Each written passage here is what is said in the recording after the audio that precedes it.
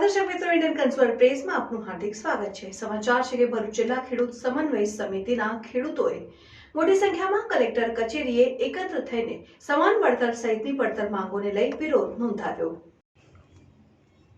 ભરૂચ જિલ્લાના ખેડૂતો અંદાજિત 40 ગામના ખેડૂતોએ ભરૂચ જિલ્લા ખેડૂત સમન્વય સમિતિના નેજા હેઠળ ભાડભૂત બેરેજ યોજના અને એક્સપ્રેસ હાઈવેમાં જમીન ગુમાવનારા ખેડૂતોએ પોતાની માંગણી અંગે કલેક્ટર કચેરી ખાતે મંગળવારના રોજ મોટી સંખ્યામાં આવેદનપત્ર આપવા પહોંચ્યા, પરંતુ કચેરી ખાતે કલેક્ટર હાજર નહીં હોવાને કારણે કચેરીના પટાંગણમાં બેસી જઈ રામધૂન બોલાવીને ભાજપ સરકારની હાય પણ બોલાવી હતી।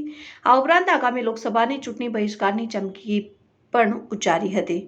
ખેડૂતોએ આપેલા આવેદનપત્રમાં જણાવ્યું હતું કે ખેડૂતોને સમાન વળતર મેળવવું એ અમારો સંવિધાનિક અધિકાર છે, જે સંવિધાનનો રાજ્ય સરકારના કહેવાથી કલેક્ટરે તેમનું સરેઆમ ઉલ્લંઘન કરાયું છે।